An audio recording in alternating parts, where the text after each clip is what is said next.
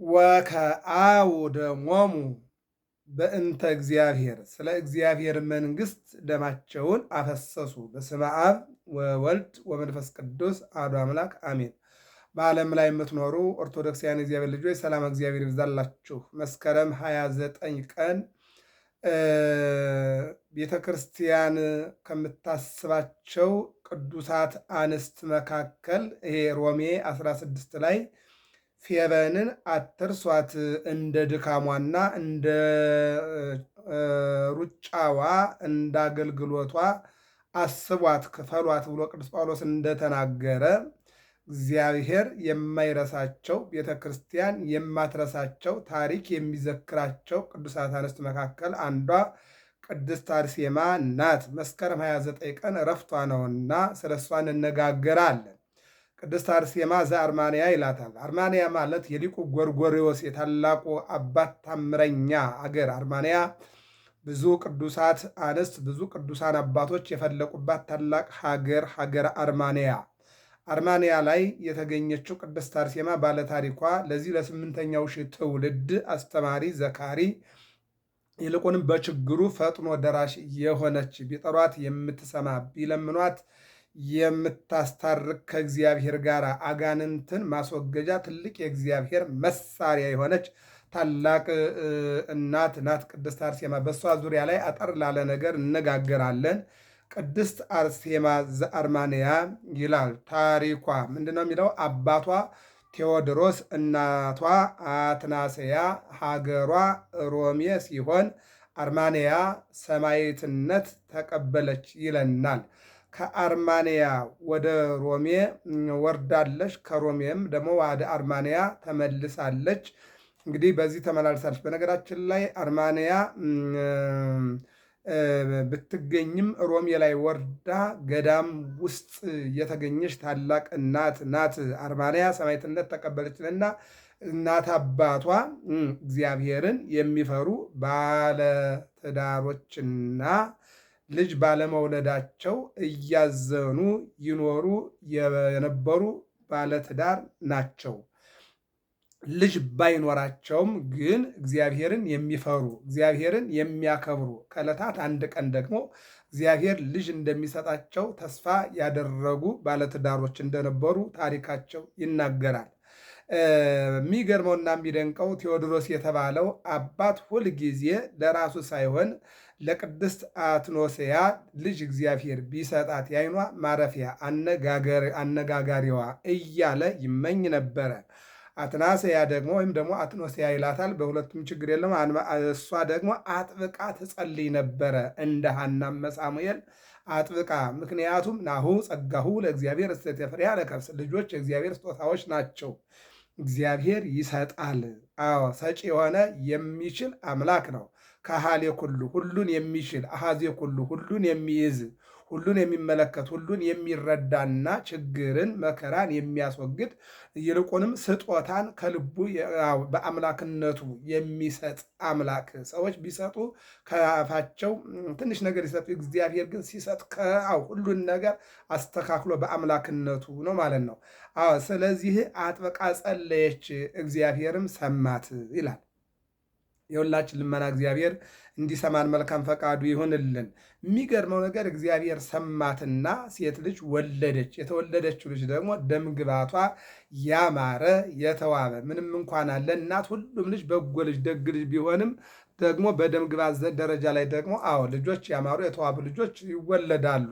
ይሄ እንግዲህ ደም ግባቷ ያማረ የተዋበ ልጅ ወለደች። እግዚአብሔርን ደግሞ አመሰገነችው።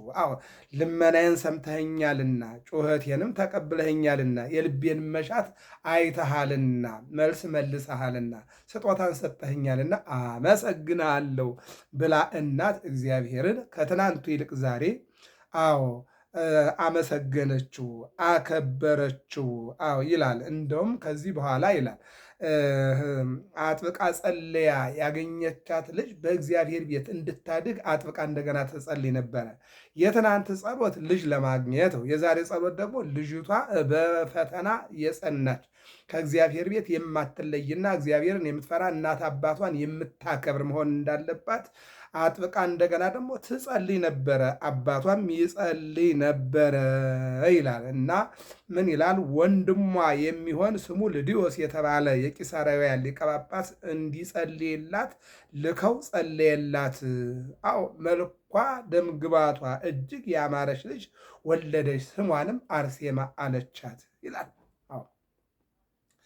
አትናስያ በመጽነሷ ደስ ብሏት እግዚአብሔርን ስትለምን እንደገና ደግሞ ወንድሟ የእግዚአብሔር አገልጋይ ካህን ጥሩ ልጅ እንድትወልድ ጸልዮላት ነበርና በጣም አጥብቆ ጸለየላት። እሷም ሴት ልጅ መልከ መልካም ድምግባቷ ያማረች ልጅ ወለደች፣ እጅግ ያማረች ልጅ ወለደች፣ ስሟንም አርሴማ አለቻት ይለንና እስከ 3 ዓመት ድረስ አሳድጋ በእመቤታችንም ስም ለተሰራሽ ቤተክርስቲያን እንድትላላክ ሰጠቻት። ይህ ነው እንግዲህ ሐና ልጅ ከወለደች በኋላ ወስዳ ለማን የሰጠችው? ለኤሊ። ማንን ያገልግል? እግዚአብሔርን ያገልግል።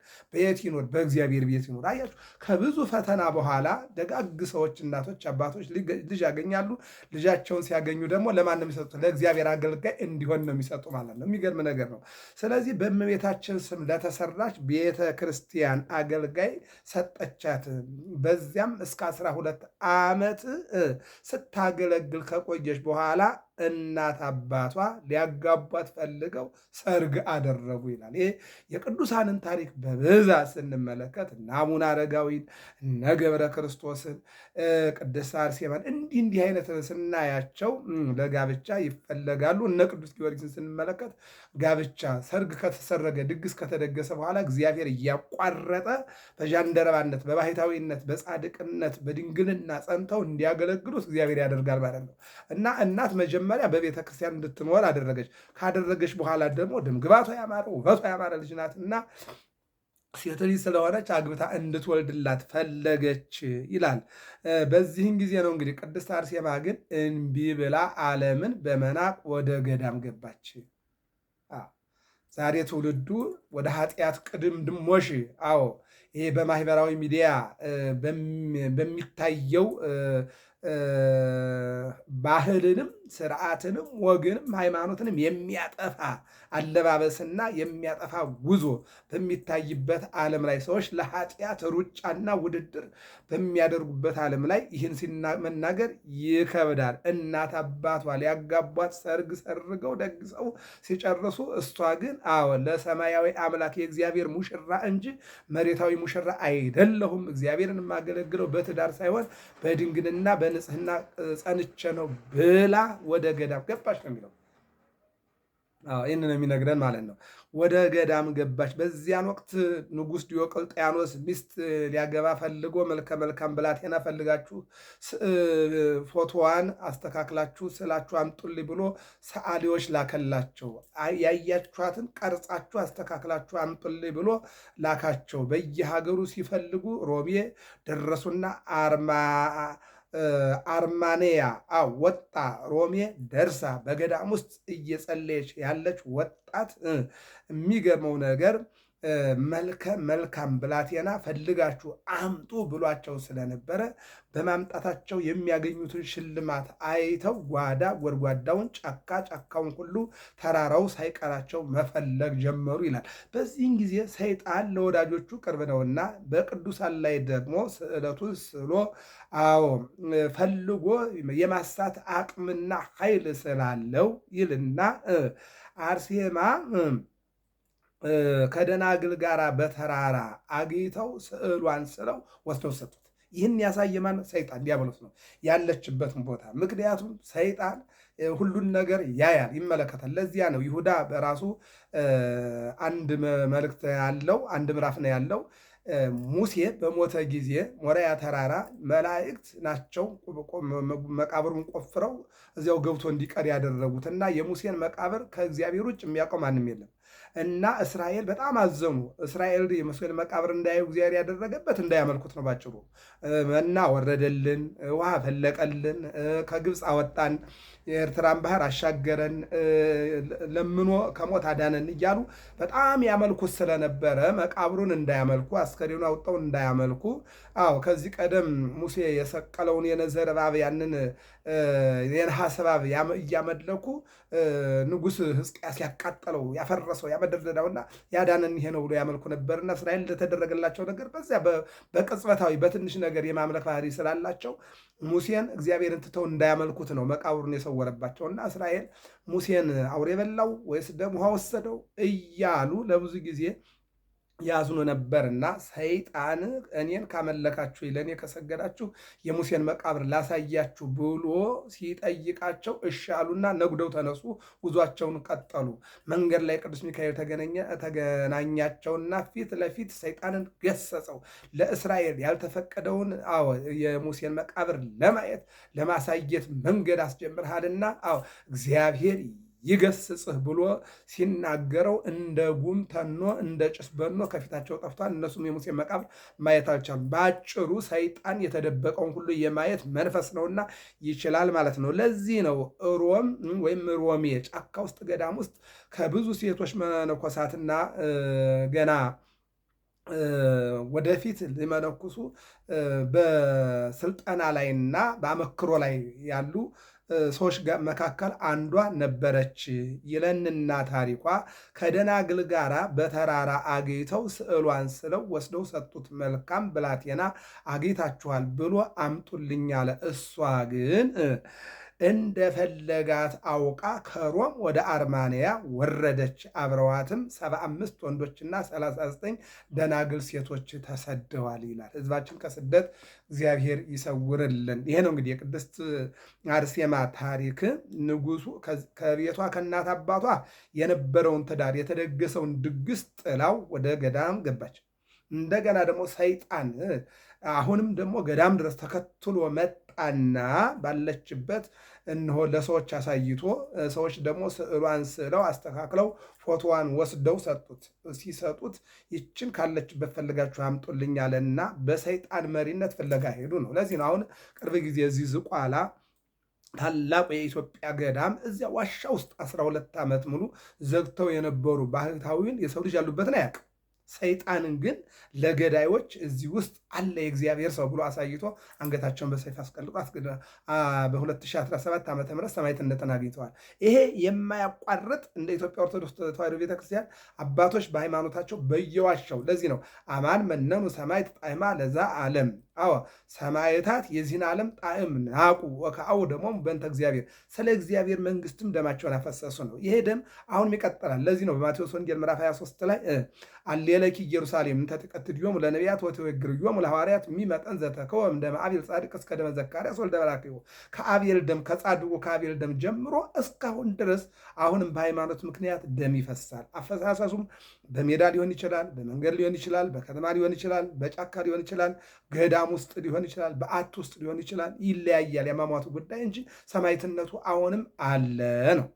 ይሄ ነው እንግዲህ ሰይጣን አሁንም አለ።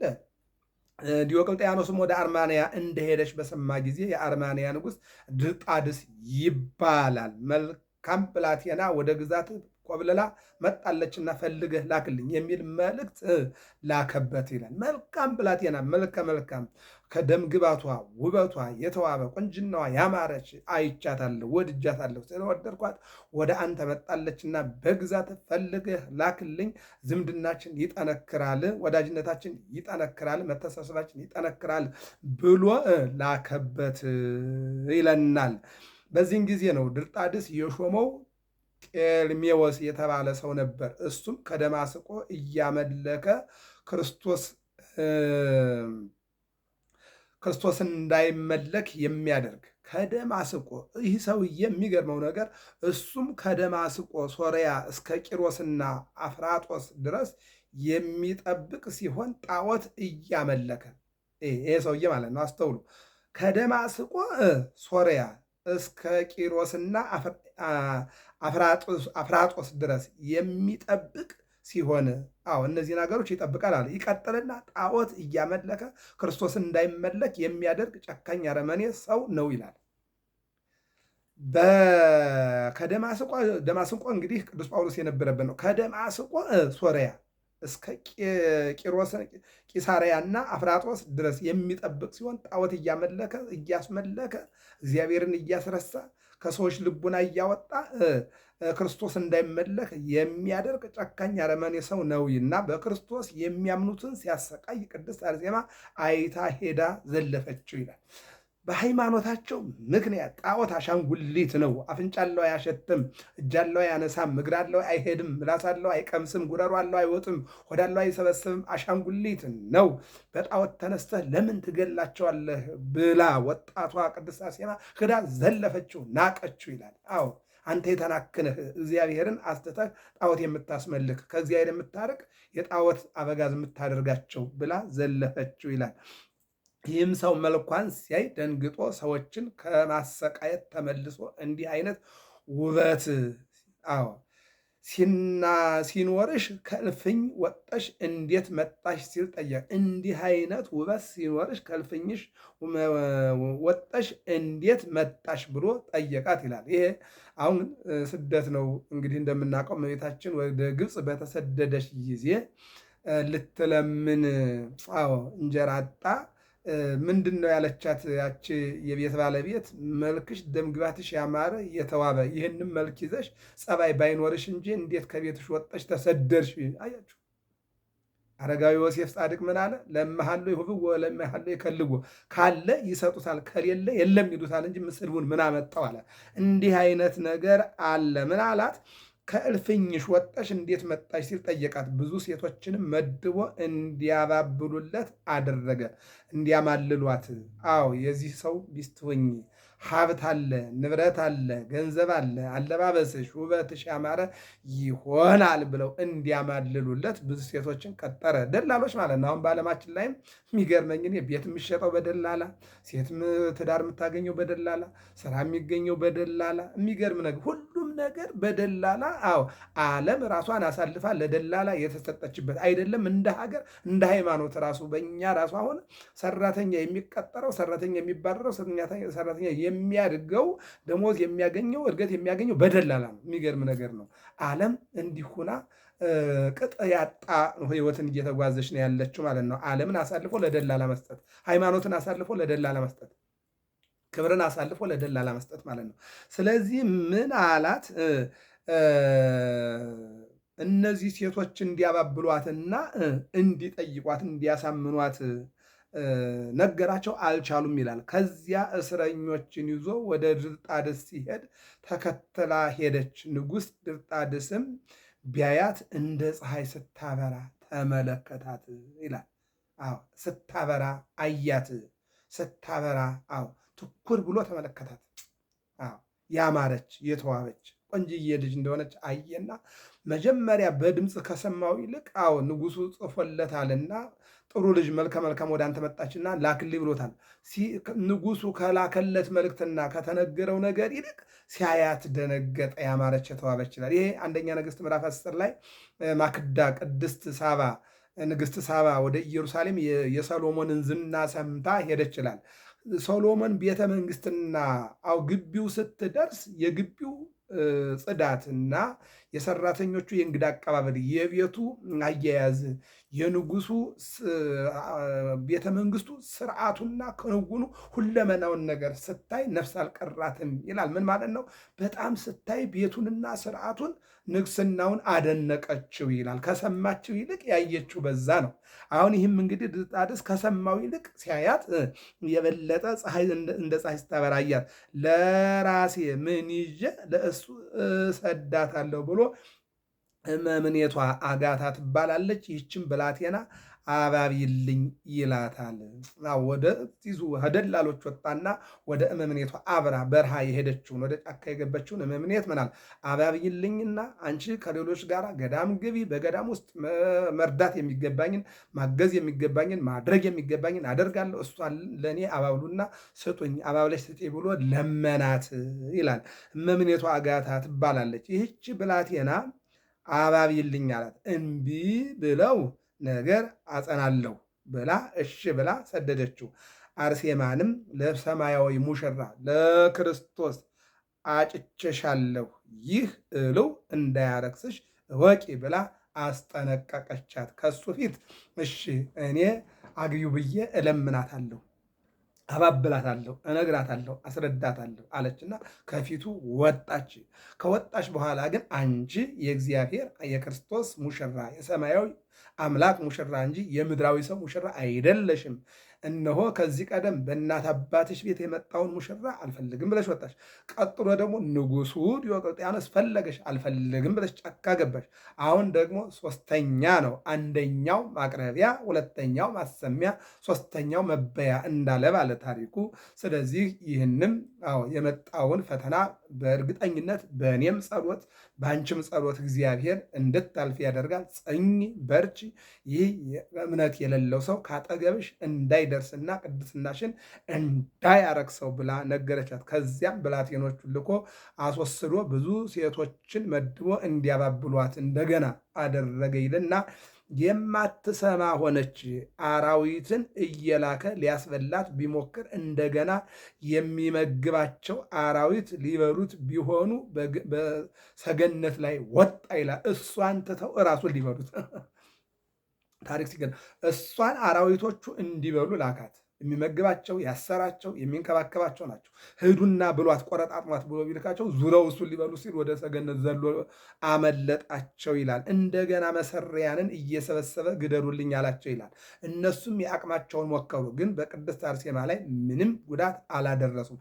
እንዲሁ ይላል አላደረሱም ይላል። እንዲሁም እጅግ የሚያስፈራ እሳት አስነድዶ በእሳት ቢጥላት ከእሳቱም በሰላም ወጣች ይላል። አቤት እግዚአብሔር እኮ ነው። ትንቢተ ዳንኤል ምዕራፍ 3 ላይ እነዚያ አናንያ፣ አዛርያ፣ ሚሳኤል ወደ እሳቱ ሲወረወሩ ወራቡ ይመስል ከመወልደ እግዚአብሔር አለ።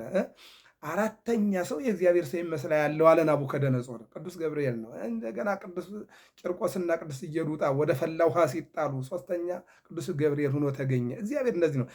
ግን በቅድስት አርሴማ ላይ ምንም ጉዳት አላደረሰም። እንዲሁም እጅግ የሚያስፈራ እሳት አስነድዶ በእሳት ቢጥላት ከእሳቱ በሰላም ወጣች። በግርፋት በድብደባና በልዩ ልዩ መከራ አሰቃይቷታል። መላእክት ወደ ገነት ወስደው ገነትን አስጎብኝተው ይመልሷት ነበረ ይላል። ቅዱሳንን ታሪክ እንድንሰማ ያደረገ አምላክ እኛንም ባለ ታሪክ እንዲያደርግን መልካም ፈቃዱ ይሁንልን።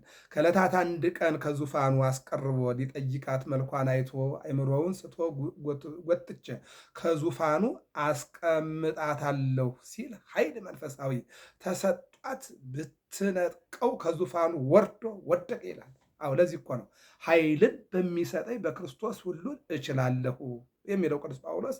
አዎ ኃይል ውእቱ ክርስቶስ ለሰማዕት አክሊል ንጹሕ ለካህናት፣ ለንጹሐን ካህናት ንጹሕ የሆነ አክሊል ይገባቸዋል። ኃይል ውእቱ ለክርስቶስ ኃይል ውእቱ ክርስቶስ ለሰማዕት። ለሰማዕታት ክርስቶስ ኃይል ነው። ኃይላቸው ነጽናቸው ያጸናቸዋል፣ ያበረታቸው። እሳቱን እንዲችሉት፣ የፈላውን ውሃ እንዲችሉት፣ ሰይፉን እንዲችሉት፣ ጎራዴውን እንዲችሉት፣ ግርፋቱን እንዲችሉት፣ በአራዊት መጣልን እንዲችሉት ማን ያደርጋል? እግዚአብሔር ያደርጋል ማለት ነው። ከዕለታት አንድ ቀን ከዙፋኑ አስቀርቦ ሲጠይቃት መልኳን አይቶ አእምሮውን ስቶ ጎትቼ ከዙፋኑ አስቀምጣታለሁ ሲል ኃይል መንፈሳዊ ተሰጧት ብትነጥቀው ከዙፋኑ ወርዶ ወደቀ። እመምኔቷ አጋታም ማባበሏን ትታ እንደምታጽናናት ሲሰማ ጥርሷን አስወልቋታል ይላል። ይህ ቶማስ ሐዋርያ 21 ዓመት ሙሉ በወህኒ ቤት ተወርውሮ አይኖቹ ወጠው እግሩ ተሰብሮ እጁ ተቆርጦ አፍንጫው ተቆርጦ ጆሮው ተቆርጦ ከንፈሩ ተቧጦ እያገለገለ ሲል እመቤታችን አይኑን ስትመልስ እሱን ስታጸና አይተነዋል። መጨረሻ ላይ ግን ያንን የእመቤታችን ጠላት የሆነውን አርዮስን ከሊቃውንቱ ጋር ተገኝቶ ያወገዘ ሊቅ ነው። እግዚአብሔር በቅዱሳኑ እንደዚህ ያደርጋል ማለት ነው። ጥርሷን አስወልቋታል። ከዚህም አጋታ ጀምሮ ሁሉን ደናግል ጋቦ በተባለ ወንዝ ውስጥ በሰይፍ አስመትቷቸዋል ይላል። ወደዚያ ወደ ወንዙ ጋቦ በተባለ ወንዝ ውስጥ በሰይፍ አስመትቷቸዋል። ከዚህ በኋላ አርሴማን ቢያባብል የማትሰማው ሲሆን በምን አይነት መሞት እንዳለባት ጠየቃት። እሷም ቅዱሳን ሰማዕታት በተሰየፉበት በገባጋቦ ወንዝ በሰይፍ ግደለኝ፣ እነሱ ጋር ደሜ ይፍሰስ ብላ ነገረችው ይለናል። ቅድስት አርሴማ እንግዲህ እንደው ዝም ብለን በትውልዱ አርሴማ የምንላት አይደለም። ጽኑ የሆኑ 2 ሮማውያን ወታደሮች እንዲሰይፏት አዞ ሲሰይፏት ለማየት እስከ ሰራዊቱ ሄደ። ቅድስት አርሴማም ባለወገኖችን ለ1 ሰዓት እንዲታገሏት ለመነና ወደ ምስራቅ ዙራ። የሚገርም ነገር ነው። እግዚአብሔር ቅዱሳን ለምሳሌ ቅዱስ እስጢፋኖስን ስንመለከት በድንጋይ ይሄ የድንጋይ በረዶ በዚያ ሲወግሩት፣ ቅዱስ ጊዮርጊስን በሰይፍ ሲቆራርጡት፣ በእሳት ሲያቃጥሉት፣ በምጣድ ሲቆሉት፣ በሙቀጫ ሲወቅጡት እንደው ዝም ብሎ አይደለም። በምን አይነት ሞት መሞት እንዳለባት ጠየቃት። እሷም ቅዱሳን ሰማዕታት በተሰየፉበት በገብጋቦ ወንዝ በሰይፍ ሰይፈኝ ያለችው ጽኑዓን የሆኑ 2 ሮማውያን ወታደሮች እንዲሰይፏት አዞ ሲሰይፏት ለማየት እስከ ሰራዊቱ ሄደ። ቅድስት አርሴማም ባለወጎችን በ1 ሰዓት እንዲታጎሷት ለምና ወደ ምስራቅ ዙራ ስትጸልይ ጌታ እናቱ ድንግል ማርያምን እልፍ አእላፋት መላእክትና ቅዱሳንን አስከትሎ መጥቶ የምትፈልጊውን ለምኝ የምትሽውን እፈጽምልሻለሁ አላት። አያይዞም ቤትሽን የሰራውን መታሰቢያሽን ያደረገውን ስምሽን የጠራውን የታረዘ ያበላውን የተጠማ ያጠጣውን በበዓልሽ ቀን የዘመረውን ገድልሽ በተነበበበት ውሃ የተጠመቀውን ጸበል ማለት ነው። ጸበል የተጠመቀውን ድካምሽን አስቦ ዓለምን ንቆ የምንነው ምኞቱን እፈጽማለሁ፣ ድንግልናውን እጠብቃለሁ። ስዕልሽንም አስሮ በቤተ ክርስቲያንሽ ወይም በቤቱ አድርጎ ንጹሕ መዓዛ ሽቶ የረጨውን እኔ ከገነት ሽታ አሸተዋለሁ። በስምሽ ዕጣን፣ ስንዴ፣ ጧፍ፣ መጋረጃ የሚያመጣውን ሁሉ እነሆ እምርልሻለሁ፣ ይቅርልሻለሁ አለና ቃል ገባላት ይላል። መቀደሻ ልብስ የሰጠውን ልጁን በአንቺ ስም የሰየመውን እንደ መላእክት ክንፍን እሰጠዋለሁ። መጽሐፈ ገድልሽንም የጻፈውን ያነበበውንም ወይም በገንዘቡ የገዛውን ወይም ያስነበበውን በወርቅ ቀለም ስሙን እጽፈዋለሁ፣ ገሃነመ እሳትን አሻግረዋለሁ ብሎ ብዙ ቃል ኪዳን ሰጧት። ወደ ሰማይ አረገ። እሷም ተደስታ ሰያፊዎችን አሁን ጊዜው ደርሷል አለቻቸው። ቅድም ትንሽ ተውኝ እስከምጸልይ ነበር ያለቻቸው። የሚገርም ነገር እኔ የቅዱሳን ታሪክ ስንመለከት ለምሳሌ ሙሴ መልአከ ሞት ልትሞት ነው ስለው ከልጆችና ከሚስቴ ጋር ተነጋግሬበት መጣውን ጊዜ አድለኝ እባክህ ብሎ ለመነው። እምቢ ቢለው እግዚአብሔር ተወው አለው። መልአከ ሞት ሂዶ ሚስቱንና እናቱን ልጆቹን ልሞት ነው ብሎ ተናግሮ መጦ ሞተ ይለናል ታሪክ። ተወይ ብሎ ማለት ነው። አሁን ዓለም ላይ ያለ ነገር ተው ብትሉት አይተውም። እዚህ በእግዚአብሔር በኩል እንዲህ አይነት ነገር አለ። ተው ትንሽ ልጸልይ ብላ ክዳ ጸልያ ስጨርስ የሚገርም ነገር ነው። አዎ የታዘዛችሁትን ፈጽሙ ብላ ወገቧን ታጥቃ ትምህርተ መስቀል ለብሳ አንገቷን ዘለግ አድርጋ ሰጠቻቸውና መስከረም 29 ቀን በ9 ሰዓት ተሰየፈች። ከአንገቷም ደም፣ ውሃ፣ ወተት፣ ማር ፈሷል። ከሮሜ የመጡትን ሴቶች ወንዶችንም ገደሏቸው። ቁጥራቸውም 7 ያህል ነበር። እነሱንም በአንድ ተራራ ላይ ጣሏቸው ይላል። ይሄ ቅዱስ ጴጥሮስ ሊቀ ጳጳሳት አናስገድልም ብለው ምዕመናን ቤቱን የሚያድርበትን የሚያስተምርበትን ዙሪያውን ተሰብስበው ህዳር 29 ቀን ዙሪያውን በቃ ተሰብስበው ማን ወንድ ነው እስቲ አባታችን መምህራችን የሚገል ብለው ሰይፋቸውን ጎራዴያቸውን ይዘው መምህራቸውን ሲጠብቁ ይላል። እሱ ግን ለሰማዕትነት ራሱን ስላዘጋጀ ሌሊት ጠባቂዎቹ በተኙበትና በምዕራብ በኩል ሆነው እየጠበቁ እንዳሉ በደቡብ በኩል አንገቱን በመስኮት አወጣና እንኩ ቁረጡኝ አላቸው ይላል። አያችሁ ወከአው ደግሞ በእንተ እግዚአብሔር ስለ እግዚአብሔር መንግስት ደማቸውን አፈሰሱ። ከዚህ በኋላ ድርጣድስ መልኳ ትዝ እያለው እንቡዘ ልቡ ሆኖ ጽኑ በሽታም ወደቀበት። አሽከሮቹ ሐዘኑን ይርሳ ብለው በፈረስ ጭነው አውሬ አድን ወይም ደግሞ አውሬ አደን ብለው ወሰዱት። በዚያ እንደ ናቡከደነፆር ከርከሮ እሪያ ሆኖ ቀርቷል። ኋላ ቅዱስ ጎርጎርዮስ የደናግሉን ስጋ ከተጣሉበት ተራራ አስቀብሎ በጸሎቱ ተፈውሶ አሳምኖታል። ቅዳሴ ቤቷ ታኅሳስ 6 ቀን ነው። ልደቷ ደግሞ ጥር 6 ቀን ሲሆን የዕረፍቷ መታሰቢያ መስከረም 29 ቀን ነው ይለናል። ገድሏ ወይም ድርሳኗ ይናገረው ይህንን ነው ማለት ነው። ቅድስት አርሴማ በሃይማኖት መጽናቷ እስከ ሞት ድረስ የታመነች መሆኗ፣ መሰደዷ፣ መሰቃየቷ፣ ግርፋቷ፣ በእሳት መቃጠሏ፣ በጥፊ መመታቷ፣ አንገቷን በሰይፍ ተቆርጣ እንድታርፍ መደረጉ፣ ሰርግን መናቋ፣ ጋብቻን አልፈጽም ብላ ዓለምን መናቋ፣ ከአንገቷ ደም ውሃ ወተት ማር መፍሰሱ፣ ከጌታ ቃል ኪዳን መቀበሏ፣ እነዚህ ሁሉ ሁሉ ክብራ ለወለተ ጽዮን ይላል። ለድንግል ማርያም ሁሉ ክብሯ ነው እንዳለ ለቅድስት አርሴማ ሁሉ ክብሯ ነው። የቅድስት አርሴማ አማላጅነቷ በረከቷ እንዳይለየን የእግዚአብሔር አምላካችን መልካም ፈቃዱ ይሆንልን። ትውልዱ ይህን ታሪክ ሰምቶ መመነኑ ይቅርና ገዳም መግባቱ ይቅርና ከኃጢአት ርቆ ንጽሕ ጠብቆ ትዳሩን አክብሮ ሃይማኖቱን ወዶ እንዲኖር የእግዚአብሔር የአምላካችን መልካም ፈቃድ ይሆንልን። አነሳስቶ ላስጀመረን አስጀምሮም ላስፈጸመን ለአምላካችን ክብር ምስጋና ይግባው። አሜን። ገብረ መስቀል ሚዲያ ነው። ሰብስክራይብ፣ ላይክ፣ ሼር አድርጉ፣ ፎሎ አድርጉ።